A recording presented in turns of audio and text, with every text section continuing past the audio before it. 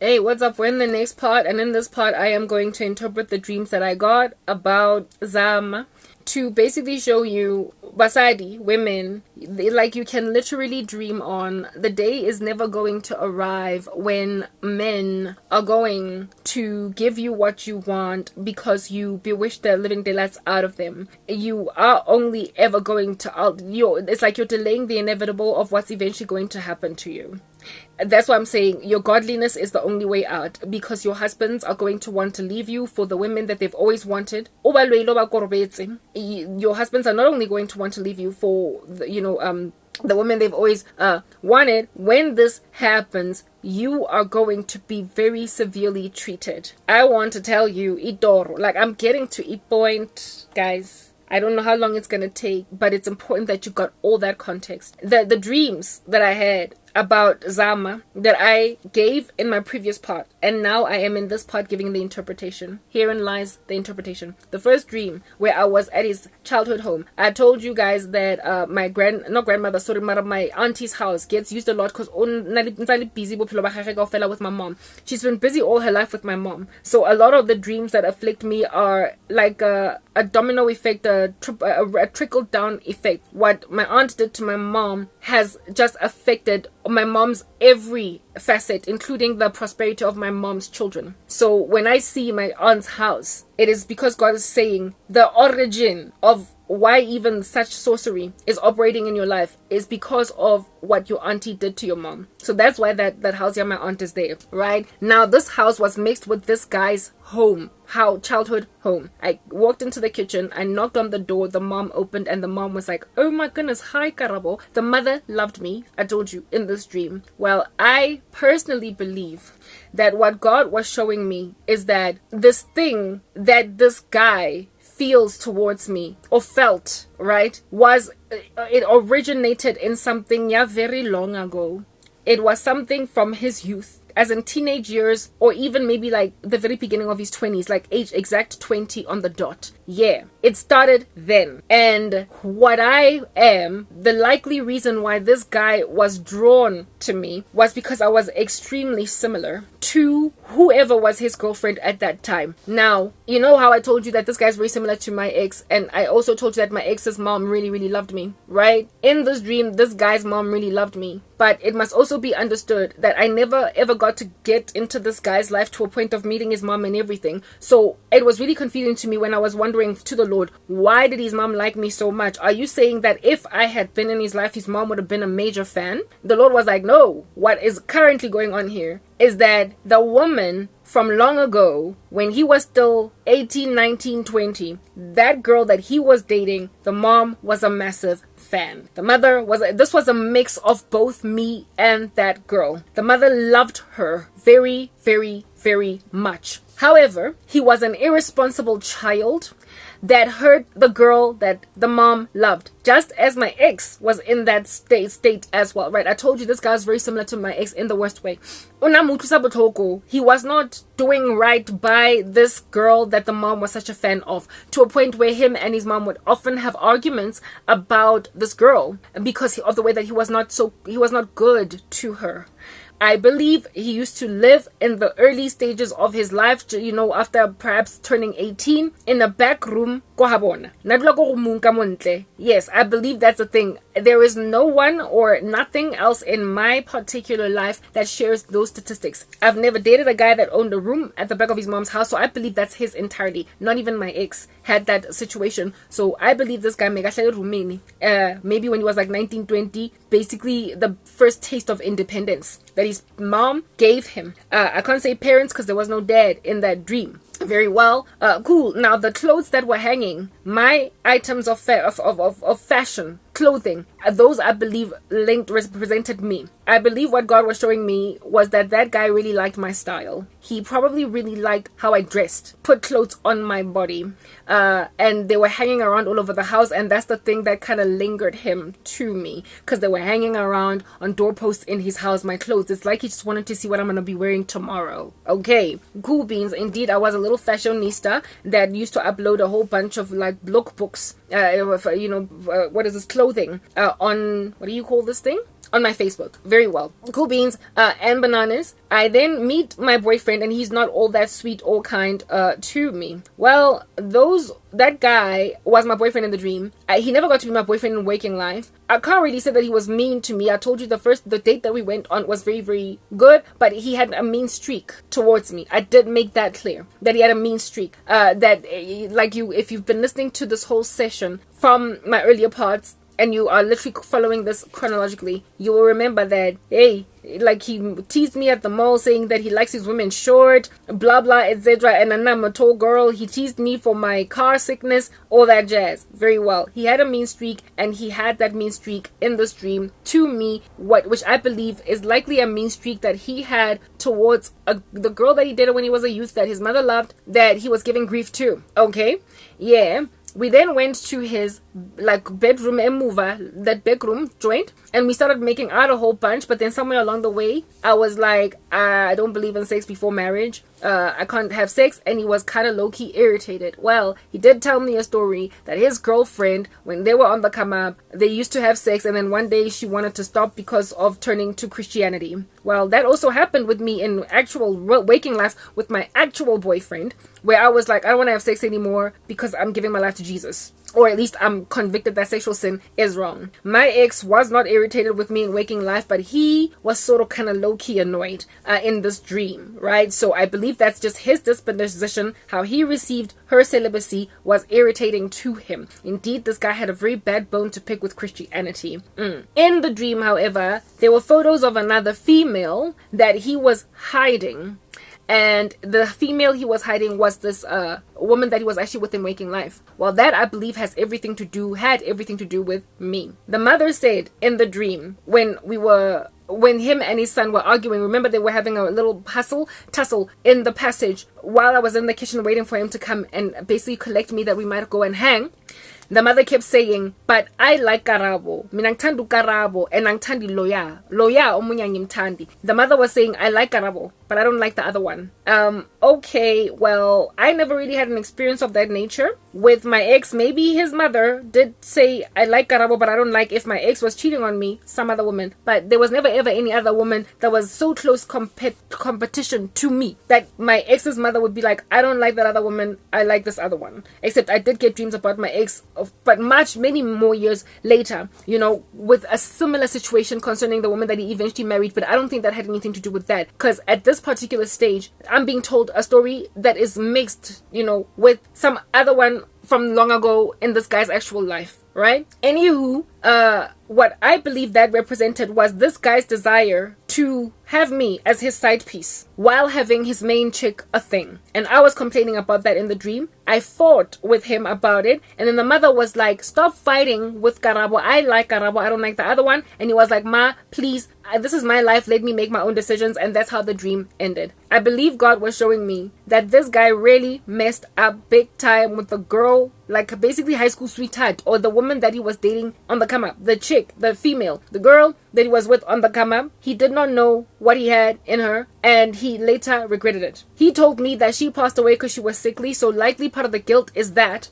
And when he met me, I always suspected this, but I wasn't sure. When he met me, I reminded him of her for whatever reason, and that's why he was drawn to me. And then I started to just kind of eerily walk in a similar state to her. I also, in the middle of a relationship that was sexually active, made a decision that I don't want to have sex anymore because I'm interested in Jesus. So I became like weird deja vu for this guy. He developed feelings for me, he liked me, but I feel like it was unhealthy because it's like he had exhumed his ex from the grave and he got to have her in me. And God would not want me to be in a situation like that, because frankly it's creepy. It's like creepy. Are you married to Karabo, or are you married to the dead woman that you didn't treat as well as you did? So yeah. However, in my dream, his mother kept on saying, I like Karabo, I don't like the other one. Now, I don't know if there was a war between him and his mom over maybe some other side piece that this guy had that he wanted to take more seriously, or if I was being shown how the mother felt about the woman, that like his girlfriend. You know, a mother's instinct is something that is really real, especially over boy children, okay? I feel as if though perhaps maybe the mom did not like his girlfriend, the one that was around in his life as at that stage, or why, well, what would ultimately become his wife.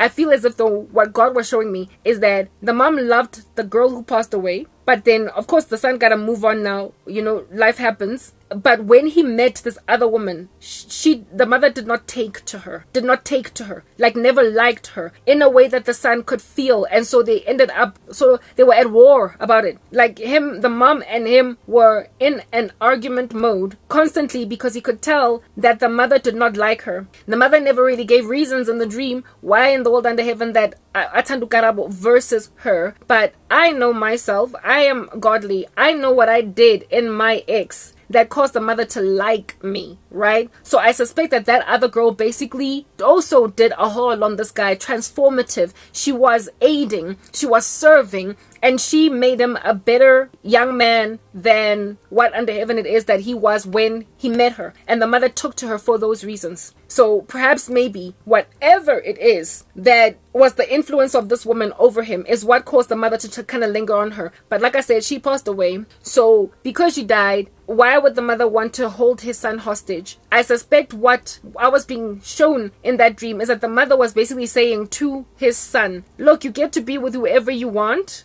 but something about this woman that you're with now is not taking with me. And I feel as if though, look around a little bit more. Don't settle here. I'm just saying, something about her, I need Tandi. Unalinto ekisai feeling, got the woman that you're with right now. And he would argue with his mother over this. And the mother liked me in the dream, right? So essentially, I think what I was being shown is that if this dude had accommodated me and brought me home, the mom would have been like, this is what I'm talking about. Why did you rush? Or why did you insist on staying nalomfazi loya? Now, like I said, a mother's instinct. This chick later on, as if you have listened to my previous part, you would know that I ultimately started getting a whole bunch of dreams about witchcraft on her part of her holding this guy hostage and making sure that he marries her and sees her, and every thing that I was, she cloaked his eyes from me type thing, right? Now, if a woman is busy, ka a man with korobela, never mind korobela, but stay with me and look not left or right to another person, she's basically stepping on the toes of that man's mom. Right? Women have got this instinct. They just can sense stuff more than men, you know, intuition. Yeah, it's called intuition. The women have got an intuition. And I suspect when this woman was introduced to this guy's mom, you know, something in the mom was like, something I shyly, this chick, there's something.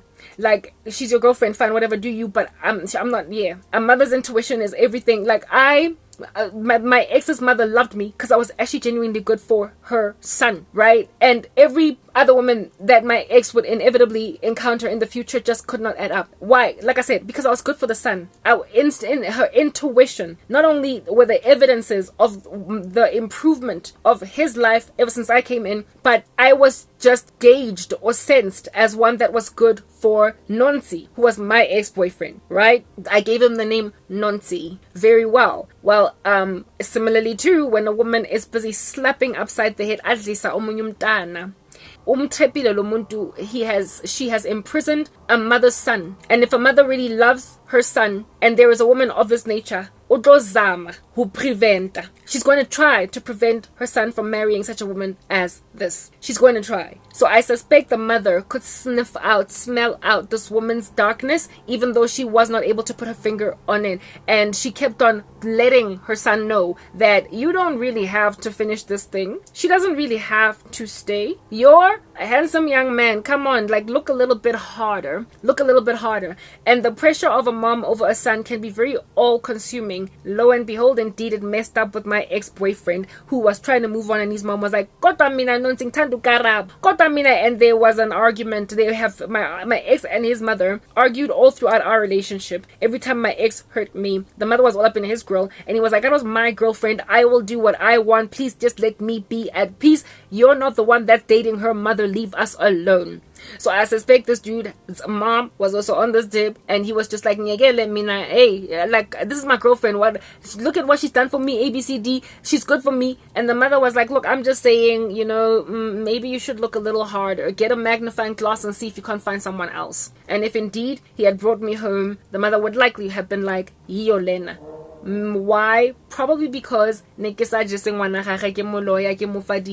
issues. Anyway, whatever. So that's how I interpreted that dream. Speculating in my interpretation, but I got the dream. And if that Zama guy were to listen to me tell this prophecy, he may or may not agree. He may or may not get goosebumps, angazi. But God was basically showing me what the obsession or the liking or the attraction or the drawing that Zama had on me, what its links were, and it was to his youth. And so he did not make sense for me. It did not make sense for me because I would basically have been the exhumation of a dead woman, and so it wouldn't have been healthy. And not only that, he was into sorcery, because you don't just get a dream that teeming at the folds with demonic activity and compromise on my part and sexual perversion without there being witchcraft involved. If people don't do witchcraft, I very simply don't dream about them. So Lama Pupo was God showing me that this Zama guy was possessive of me, wanted me, and my rebellion against wanting to be or accepting being his side piece was frankly to him just very annoying. He tried to get that done. Unang batla as a side piece, and the thing yaho batla as a side piece was proven by the photos of the main chick or the woman in waking life that was his girlfriend being down whenever I would come and visit him. So he just wanted to basically keep quiet, never talk about his girlfriend, but also enjoy me. Bread butter on both sides. I did tell you that that's what this guy wanted, and I rejected it. And when I sent him an email pretty much telling him love your woman, he sort of kind of got like scared off, and I never heard from him again. Okay, the next dream that I had was the one, that the taxi where my fashion designer friend was with me in the taxi, and he kept on kissing me and whatnot with a Porsche. That guy indeed did give me those kinds of vibes, in that I'm too cool for you, I'm not even looking at you, I'm not even interested in you. But from what the Lord was showing me back at the ranch, he was in love, like in the worst way, obsessively, so to a point where, like I said in the taxi, he was busy licking my neck. Dreams with that level of sexuality, it's witchcraft, all right? And he was licking my neck, and if you wake up from a nightmare and you feel like something is crawling on your back, it's demonic. I'm not the first person to experience this thing. Insects crawling on your back and you feel like you gotta like wipe them off, it's demonic. So he was sending me demons. And again, the taxi, every time I dream about the taxi, every single time I dream about taxis, it's a form of control. It's somebody else driving you. It is public transportation. It is you are the property of the cosmos instead of your own driver in your own destiny. I got inside this taxi and this guy came in at the back of me instead of driving his own Porsche, and the taxi drove off and he was busy licking me. The fashion designer friend, I believe, represented, again, this guy liked the way that I dressed. He is style. He liked my style. He thought I was just this eccentric, gorgeous thing. And yeah, so that's, I think, was the main thing. And I rata. Lena, in the dream, he was all well dressed and like in a Porsche, but I believe this guy was like hyper materialistic in a way that I just very simply wasn't. And it was a driving force for many of the decisions that he made in life. Like material possessions drove his decisions, including, I believe, his decisions about me, because I did not have as much as that chick. All right, clearly, so I could see on social media that she had quite a bit. Like, she was wealthy from youth type thing, like rich parents and everything. So it drove his decision. Oh my goodness, that's not the only dream that I got about I got another dream about this chick. I'll tell it to you. I just remembered it now. Anyway, but this chick was driven from youth. What is this like? As in, sort of kind of said from youth. So I believe her wealth was a driving force for even the decision that he made to just ignore me. This guy and this chick had it and lots of it from youth. Like I said, born rich. The next dream that I had was the one where the marriage, right, on the wedding day, and he then like broke off from his wedding and started telling me, I love you, let's elope, let's get married, I want to be with you. And I was like, whoa, I don't want to be a homewrecker, but he pulled me in. That one, I believe, is self-explanatory. I don't even have to explain it.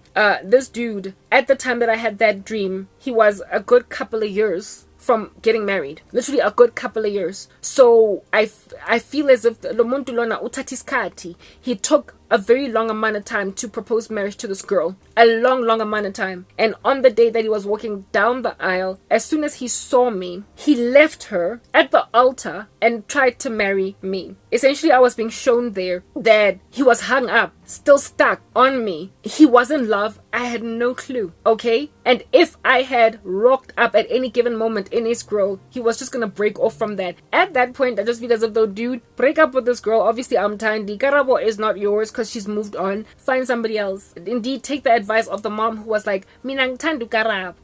Find another karabo, proper. These guys, they end up marrying women that they didn't even love when they could have at least had something better, even if they didn't get the one that they want. Anyway, whatever. So that was that dream. And then that's when I started, after that dream, I stopped getting dreams about his pursuit of me or his desire for me. But then I started to see dreams of her activity with me. The dream where I knocked on the door, go habo na household house, basically.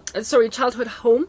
And I'm outside there and I'm knocking on the door, and then his girlfriend answers the door and I'm like, I'm here to see Zama, and the girl is like, Zama's not here. Again, I believe that is self-explanatory. That chick took out witchcraft to basically lock me out of her man's life. She had found out somehow about his affections for me. Maybe he was seeking me out. At this stage, I had already sort of kind of lost everything. My Facebook was deactivated, okay? So this is a man that probably found my blog. He probably found my YouTube channel, and he was still watching me, right? And somehow she found out. And so she locked me out. She locked me out. And I wanted to chat with him. I wanted to see him. And she was like, I get a call. And I knew that he was there because my spirit was traveled into the bedroom. And he was encircled by her things, her people, which I imagine was her demons. She locked him in their bedroom and made sure that any woman that he would have any real affections for cannot find him when she's looking for him. He was trapped by a Jezebel woman. Inevitably, he would have wound up married to her, absent of repenting. It's unfortunate that this guy did not like Jesus very much, because that was the only way that he was ever going to come up from that oppression. Because I was like that. I was in a relationship with a man, Lena, that was making sure that no man can knock on my door and find me.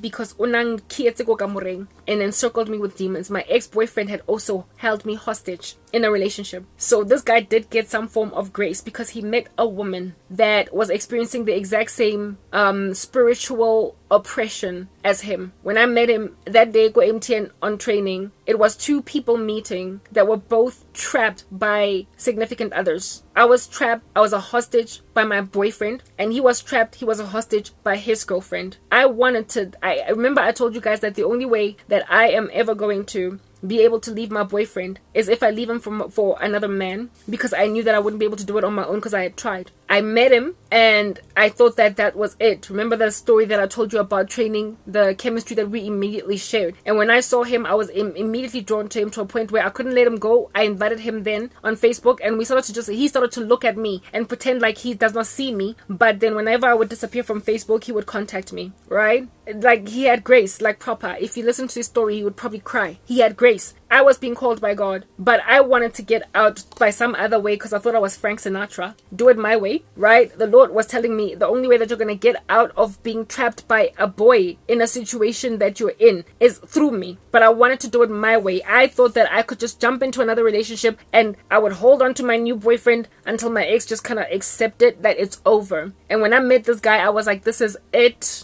It didn't work. I was held hostage, witchcraft in my relationship. He was held hostage, witchcraft in his. And when he came into my space, my boyfriend told him Karabo's not here. Karabo was in the bedroom encircled by my ex-boyfriend's demons. And when I went to the door to knock on his household, his girlfriend told me Zama's not here. and Zama was in the bedroom locked by her demons. So trying to snatch each other out from the darkness didn't work. No other spiritual weapon worked but Jesus. I was finally set free from my ex, but guess what? He married his. He married his hostage taker. He married his Jezebel. But I escaped what would be the tantamount of I don't know, what's the tantamount of a Jezebel in Manville? Nabal. Yes, you know Abigail and Nabal. Yes, I would have married my Nabal, but I didn't because I actually gave my life to Jesus, whereas he married Jezebel and now he's Ahab. That woman was holding her man hostage.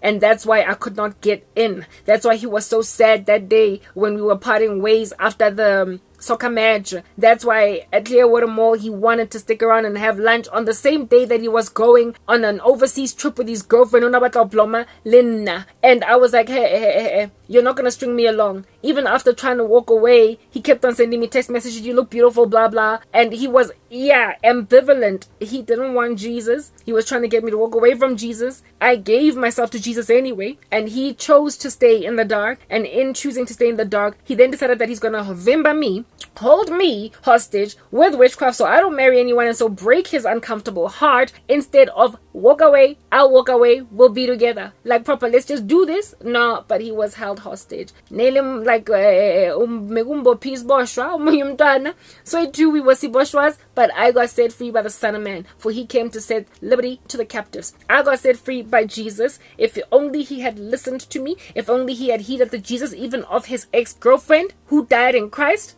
right? The one that he was in love with as a youth type thing. If only he had decided to give his life to that Jesus, we actually might have, succeeded to come together. I doubt it, however, because like I said, that guy had friends that I dated in the past, so that was never going to work. However, this is like a nice little lesson for everybody to be learning out in these streets, as to for people to gauge, there's no escaping Korobela. But for Jesus, there's no escaping a girlfriend or a boyfriend, a girlfriend or a boyfriend that's holding you down with witchcraft. But for Jesus, only way out is somandla proper. That's how I got out.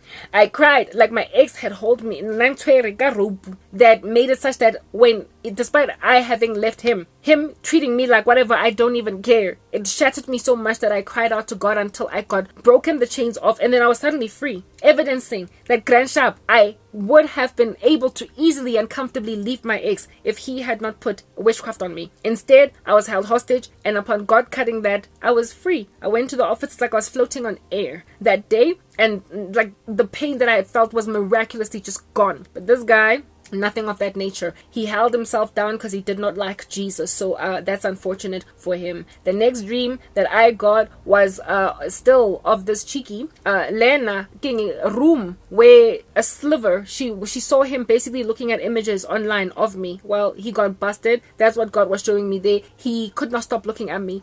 No matter what happened in my life, even when everything was falling apart, he was still looking at me. I believe he was reading my blog. I believe he was watching my YouTube videos. And this chick first busted him, I believe, with Facebook pics. And when he wouldn't stop, despite her like basically shutting me out from his eyes, when he would not stop, then that's when she decided to lock me in a room. That's the next dream that I got. This man I don't know how she saw him, but she saw him one day probably when he thought that she was not looking, him still looking at my images online, and you realize that my boyfriend is basically in love with another woman, and sorry. Hey, witchcraft, guys, man. When Jesus says he has come to set the captives free, it's a real thing. That's how much people are held away. People have literally been put in prison. They are in prison, in relationships that they can't get out of. They can feel the prison bars around them, but for some strange reason, they walk down the aisle to guys they don't want to marry. They allow women to walk down the aisles to them. And it's like, but why not just not do it? That's the thing. Spiritual weapons are a thing. They are powerful, but for the name of Jesus. I'm just saying. Okay, yeah, no, okay, when this chick realized that her man would not stop looking at me, that's when she decided to lock me in a room. She made a decision that so I suspect that is like some kind of a ritual where you put a person in a bottle and you throw it away, or you put them in an ice cube, or in a refrigerator, or in the soil, or in a box, like a proper box, and the image or the photo of this girl is in that box, and there's like a ritual thing done around them. So she's basically just locked away such that nobody can even find her, including her man. So right now, guys, apparently I'm in a box. Maybe that's why I'm still single. This girl was like, because it turns out that there's something about her that keeps her breaking off, and my ex sees her anyway, my boyfriend sees her anyway, my husband sees her anyway. So what I'll do is just put her in a box so the whole world won't see her, whatever. So apparently I'm locked in a room or a box by some female. And then the next dream that I had was of me coming out of Wits University. Next thing, I had a colleague with the same name as this chick literally like speedily just grab me and put me in a taxi, slam the door, tell the taxi to go hamba. Yeah, again, yet more sorcery, evidencing that this girl just wanted me gone. She wanted me gone, and she arrested me at Wits, for crying out loud. So I don't know why Wits, and I don't know why. Likely because it was a place of education, instruction, like a place where I was learning. So but like it's from somewhere where I was learning. I'm thinking maybe the gospel. I don't know, Christianity, because it has been the thing that has set me free from sorcery, and likely what woke this guy up after like snoozing or whatever. But at the same time, in and of himself, he was involved in darkness. So really, you can't fight fire with fire. It's that basic. So he stayed corrupt type establishment thing. And then the next dream that I had is one that I had forgotten to let you guys know. I didn't highlight it in the previous part. In that dream, I was in a restaurant, right? That was completely empty, and this chick was basically she had sandwiched me in between her and a friend of hers, right? And they were wearing like traditional gear in this restaurant, and this restaurant was very far away from everywhere and everybody.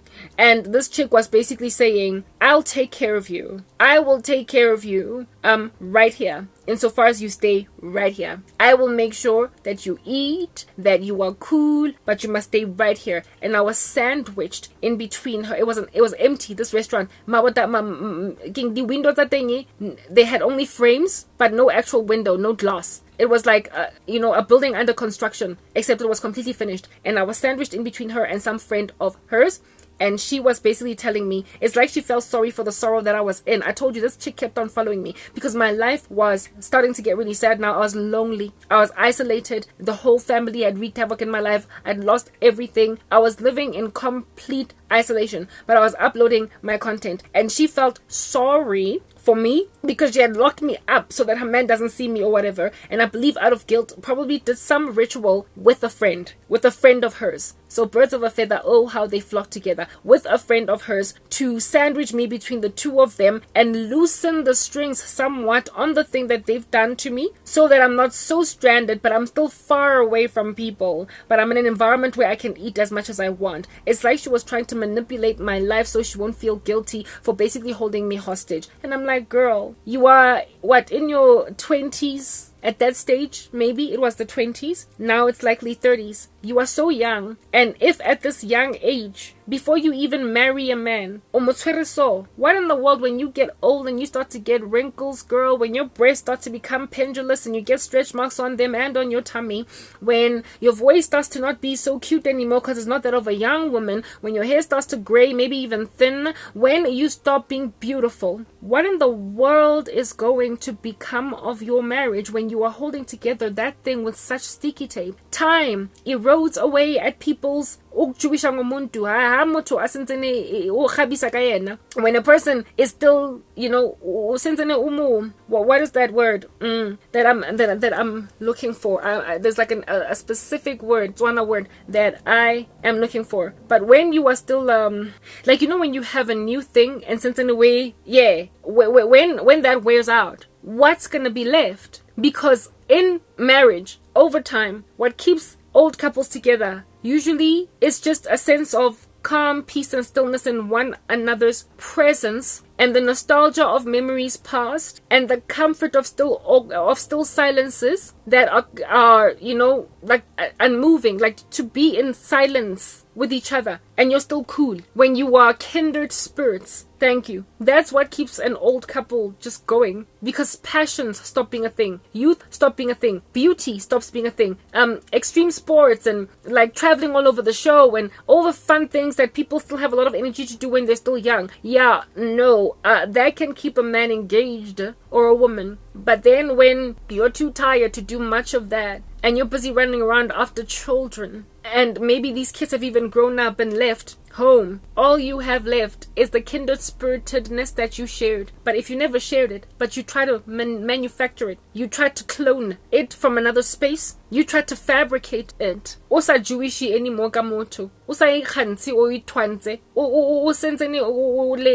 the word that I'm looking for, it keeps eluding me. But when you are no longer fancying a new thing because it's shiny and it's sparkly and it's never before seen, and all you're left with is the tarnished outward appearance of an aging human being, what's gonna be left? Nothing. If as a woman in your youth, you want to trap a man like that, you are basically begging to be unloved in older years. Because now there is nothing that glitters that is gold of you anymore. There's nothing left. You are setting yourself up for failure. When you are still young, there are a whole bunch of people out here. When you are still young, there are men that want to try their way around you. They are still drawing circles around you. You're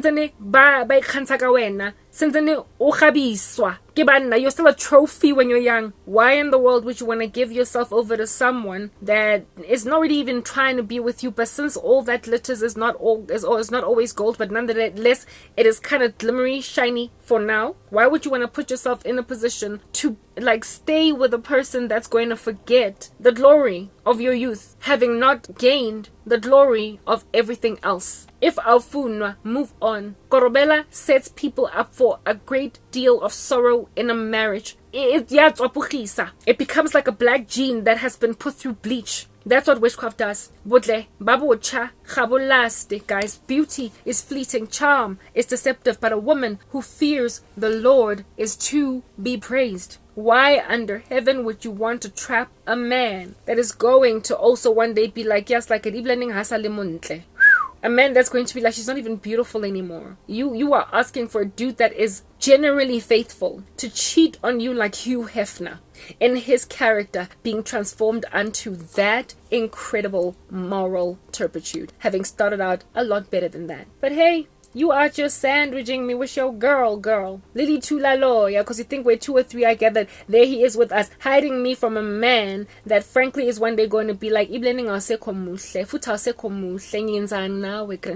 will be mean to you. Yes, like it, guys. Yes, that would tick in. Anyway, whatever, y'all. This whole message is basically just to get to ladies in that regard. To be like, if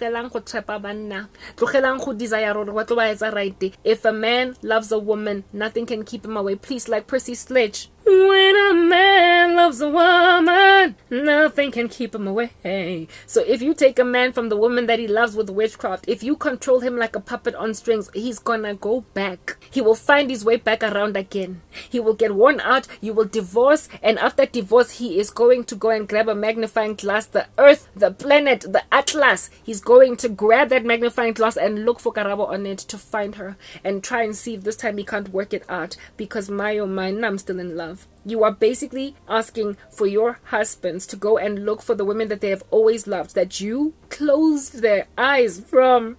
The one dream, this chick told me, Zama's not home.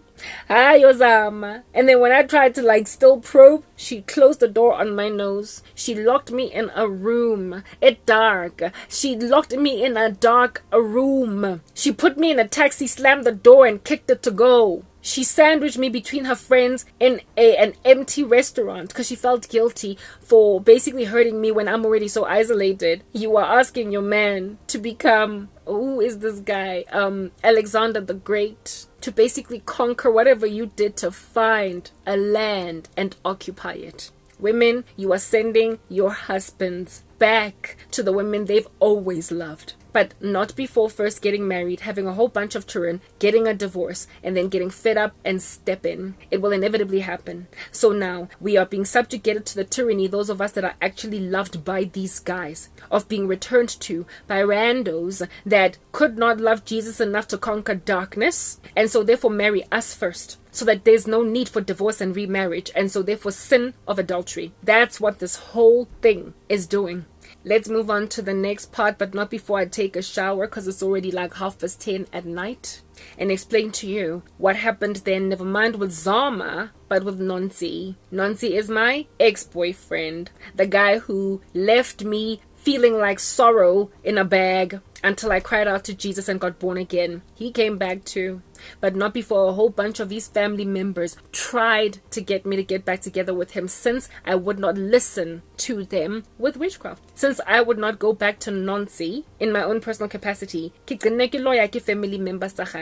Remember, who's this? The mother of this guy in my dream was like, yeah. Sometimes when these guys mess up like no man's business to a point of burning their hairs on their head, their family members see that they are messing up and shooting themselves in the foot, and so try and trap a woman in a relationship with a man that is throwing his toys out the cart, messing up big time. And so she deserves to leave. She deserves to grab her bags and go. But they're his family, because they love him, and they realize that he is temporarily insane, then become the ones to practice witchcraft on you. That happened to me. In my dream, Zama's mom was like, yeah, well, if at all you are a woman in that equation where a man is really messing up with you, because why other occult, he's messed up. Sometimes you're gonna enter into a spiritual war, because his family is going to try and keep you with him. It's going to make you basically wait the rubbish he's doing until he snaps out of the nonsense he's in. His family members, his own family, will try and make you snap out of it. That's how irresponsible men can be. Nabo mama, abo cousin babo, abo auntie, until he snaps out of it. That was another thing that came at me. We'll talk about that in the next part. Let me go shower.